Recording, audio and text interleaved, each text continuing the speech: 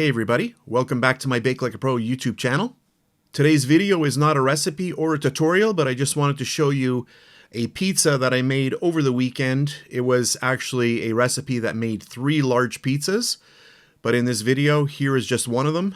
I thought I would take some close-up pictures so that you could see what kind of pizza that you can make at home using any of my pizza recipes. Under this video, I'll put a few links to my pizza dough recipes.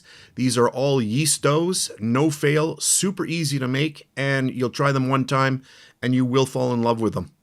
If you love baking and cooking at home, hopefully these pictures give you enough interest to say, hey, I want to try making pizza at home too. It's a really fun thing to do with your family and you save lots of money.